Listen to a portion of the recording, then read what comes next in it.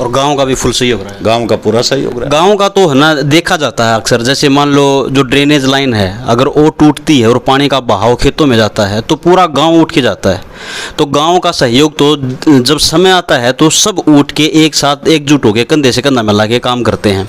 तो ऐसे ही आने वाले समय में गांव के ऊपर जो भरोसा है और जो पहले से करते आए हैं, तो ऐसा जैसे मान लो अगर कुछ हर ग्रामीण की कुछ ड्यूटी दी जाए और गांव को फिर से बहाल बनने के लिए, पौधारोपण करने के लिए, एकजुट होने के लिए, नई नीति बनाने के लिए अगर ऐसी विचारधारा तैयार की जाए तो गांव उसमें आपका क्या मानना है, कितना सहयोग कर सकता है?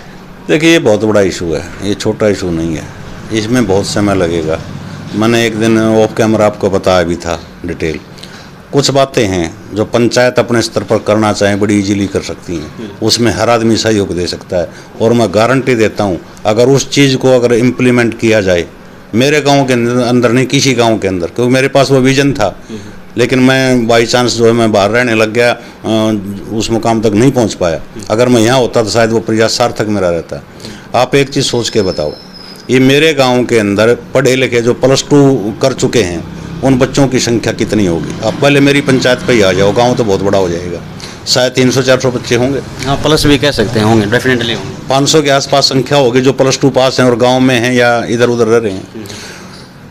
क्यों न पंचायत एक काम ऐसा करे? ये मेरे पंचायत के अंदर रोजगार भी बहुत है, और जो रोजगार पे नहीं है वो आदमी भी, अगर आप 1000 रुपये एक आदमी से कलेक्ट करोगे, शायद छोटा किसान भी, मजदूर भी साल के 1000 रुपये देने से कोई मना नहीं करेगा।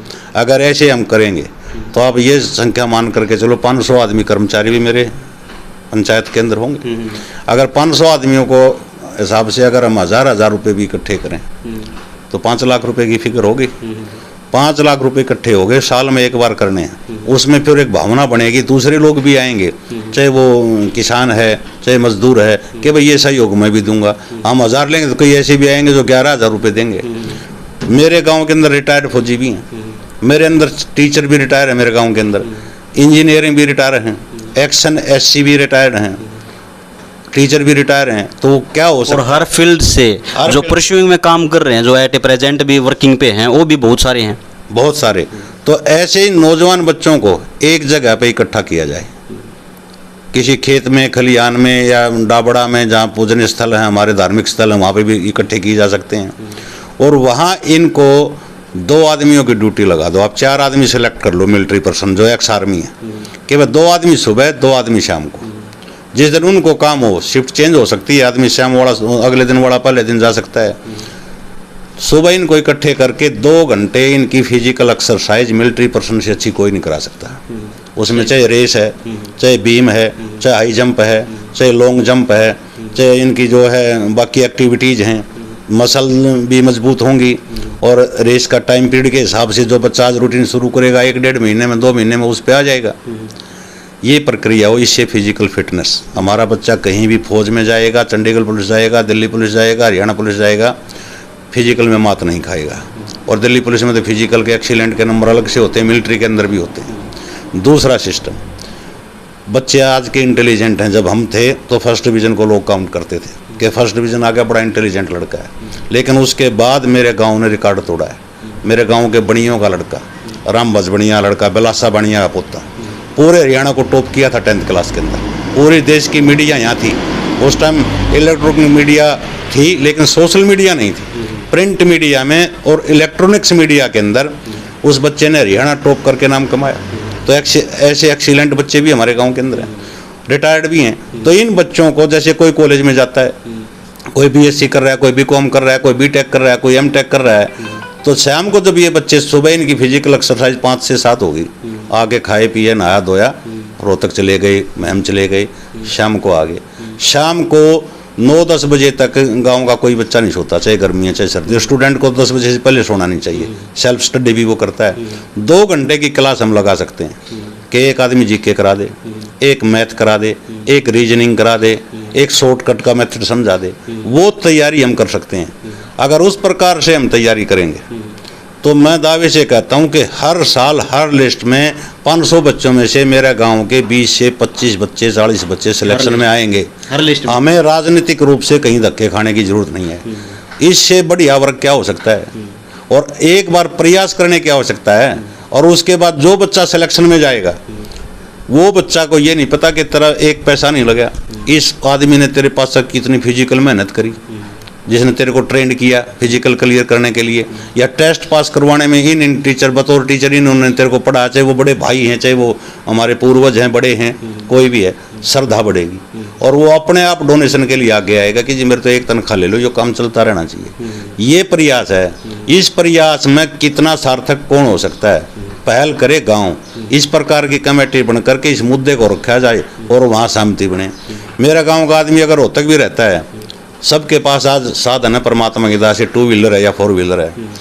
जो गवर्नमेंट जॉब पे है वो रोजाना नहीं आ सकता, वो संडे वाला दिन आ जाए, क्लास ले ले बच्चों की, 2 घंटे की बजाय 4 घंटा लगा दे। ये बहुत से कोचिंग सेंटर चल रहे हैं। बच्चा वहाँ कोचिंग के लिए कितनी देर जाता है? 6 घंटे थोड़ा पड़ता है, 2 घंटे की क्लास होती है। 2 घंटे की क्लास बच्चा गाँव के गाँव में कर सकता है।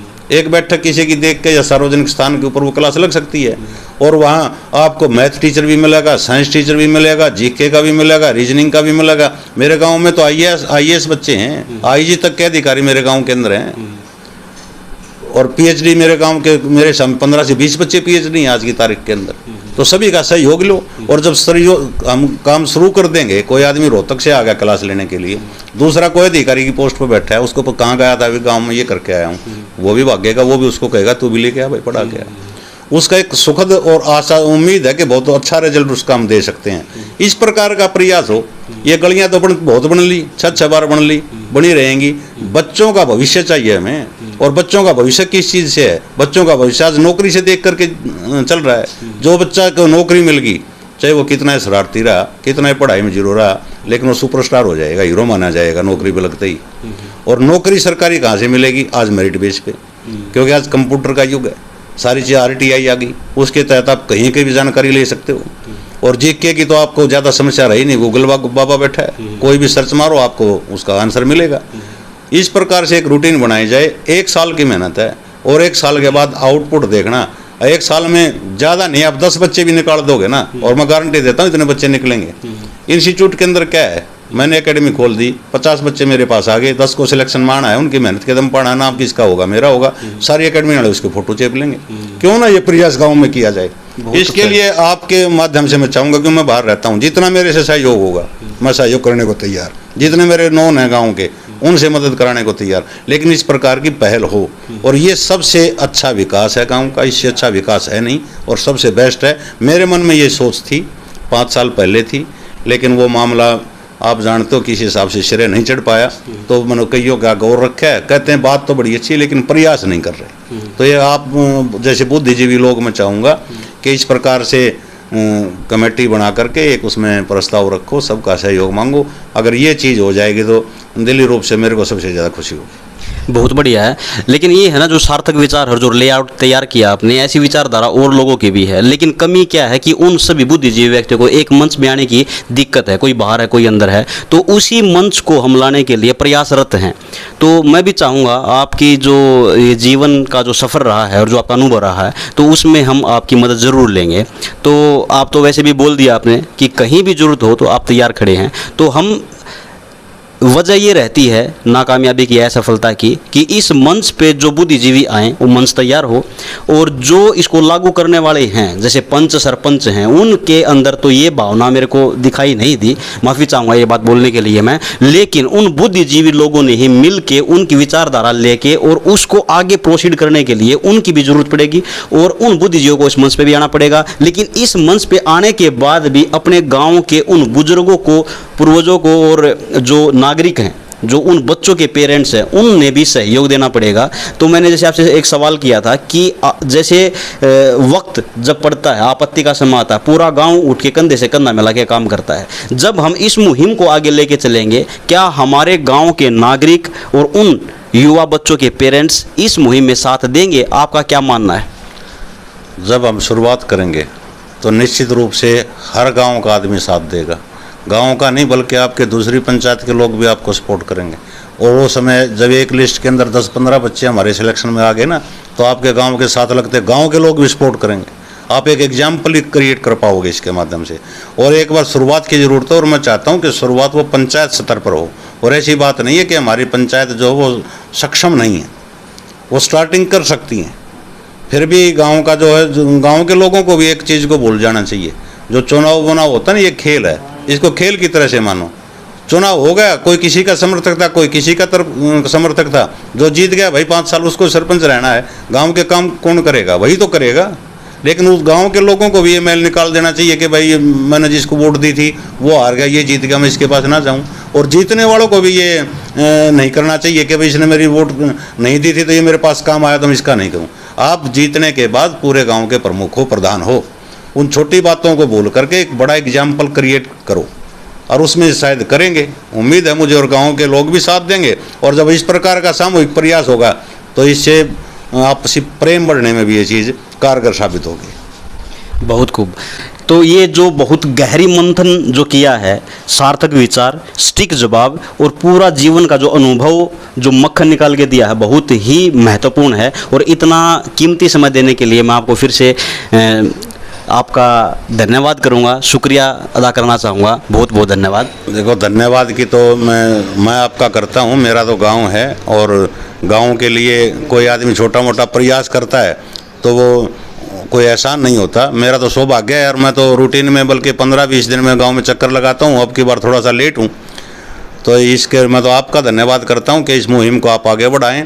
आप एक मीडिया, एक माध्यम होती है जनता के बीच का भी, अधिकारियों के बीच का भी। तो एक तरह से हमारे जो पंच प्रतिनिधि हैं या सरपंच हैं और जनता है, आप उसके बीच की कड़ी हो। जनता के विचार आप पंचायत के समक्ष रखोगे तो दोनों पंचायतें बड़ी अच्छी हैं और दोनों सरपंच भी आपकी बात को मानेंगे, उन तक ये आवाज़ जाएगी। तो एक सार्थक परिणाम और सकारात्मक परिणाम मैं मानता हूँ कि इस हमारे वार्तालाप का निकलेगा।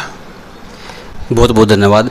इसी विचार को हम सार्थक रखने के लिए प्रयासरत रहेंगे और मैं उम्मीद करूंगा मेरे गांव के नागरिक या फिर अगल बगल के जो पड़ोसी गांव हैं उनसे भी अगर कोई इस मुहिम से जुड़ना चाहे या शुरुआत करना चाहे तो हमसे ज़रूर कांटेक्ट करें और अपने इस धरातल से जुड़े हुए इस चैनल को सब्सक्राइब करें, वीडियो को लाइक करें, अपने दोस्तों में, मित्रों में, साथियों में, प्रियजनों में इस वीडियो को शेयर कीजिएगा और बेल आइकन को जरूर दबाइए ताकि ऐसा नोटिफिकेशन आपको जरूर मिल सके, जल्द मिल सके। तो मिलते हैं किसी ऐसे ही धरातल से जुड़ी हुई चीज़ और मुद्दे के साथ किसी नेक्स्ट वीडियो में। तब तक के लिए नमस्कार, जय हिंद।